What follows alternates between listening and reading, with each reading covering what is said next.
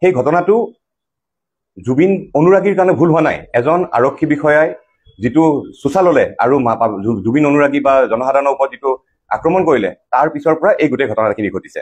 এতিয়া আমি মুখ্যমন্ত্ৰী ডাঙৰীয়া আপুনি সদায় এটা কথা কৈ থাকে যে যিসকলে এনেকুৱা কাম কৰিছে তেওঁলোক অনুৰাগী নহয়, জুবিন অনুৰাগী নহয়।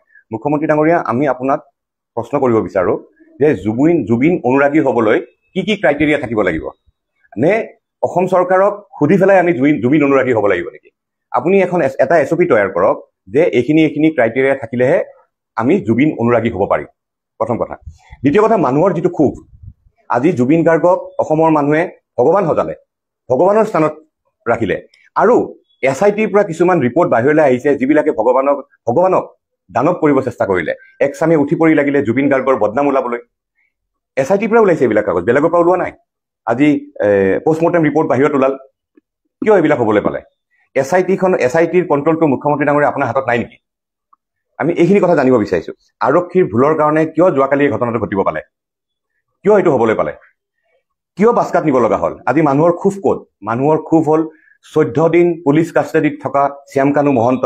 যেতিয়া যোৱাকালি মানুহে টিভিত দেখা পাইছে তেওঁৰ দাড়ি মুচ ক্লিন চেভ, নৱৰত্ন তেল লগাই চুলি আচুৰি, মানুহে এইবিলাক ভাল নাপায়।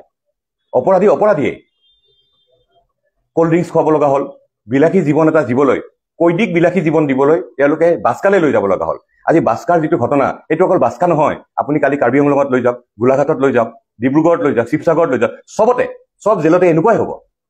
আমি আপোনাক সুধি পেলাই জুবিন অনুৰাগী হ'ব নালাগেতো। আমাৰ দৰকাৰ নাই জুবিন অনুৰাগী। আপোনাৰ পাৰ্মিশ্যন লৈ, আপোনাৰ কথা মতে ক্ৰাইটেৰিয়া লৈ পেলাই আমি জুবিন অনুৰাগী হ'ম। আৰু আমি ইমান দিনৰ পৰা আমি যিখিনি কথা দেখি আহিছো, এটা কথা ঠিক যে শ্যামকানু মহন্তৰ প্ৰতি মুখ্যমন্ত্ৰী ডাঙৰীয়াৰ কিবা এটা চফ্ট কৰ্ণাৰ আছে, কিবা এটা চফ্ট কৰ্ণাৰ আছে। কাৰণ কিয় নহ'লে এনেকুৱা নহয়তো আপুনি দাড়ি চুলি কাটাই অপৰাধী এজনক লৈ আহিব। আজি ড্ৰাগছ বেপাৰী এটাক দেখাৰ লগে লগে আপুনি ভৰিত গুলিয়াই, ৰেপিষ্ট এজনৰ কথা গম পোৱাৰ লগে ঘৰটো জ্বলাই দিয়ে। এইবিলাক আপুনি নিজে কৰা কাম, নিজে আপুনি আইন ভংগ কৰিছে। আৰু আজি সেইকাৰণে অনুৰাগীবিলাকে বিচাৰি আছে জুবিনক শ্যামকানুক আমাক গতাই দিয়ক, ফাঁচি দিয়ক। আপুনি নিজে কৰা কামৰ ফলে এইবিলাক।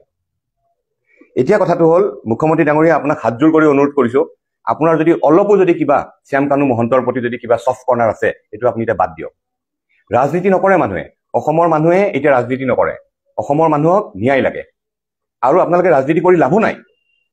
হিন্দু, মুছলিম, খ্ৰীষ্টান, কংগ্ৰেছ, AGP, BJP, AIUDF এইবিলাক এতিয়া নচলে। মানুহক লাগে ন্যায়, আৰু ন্যায়হে দিব লাগিব।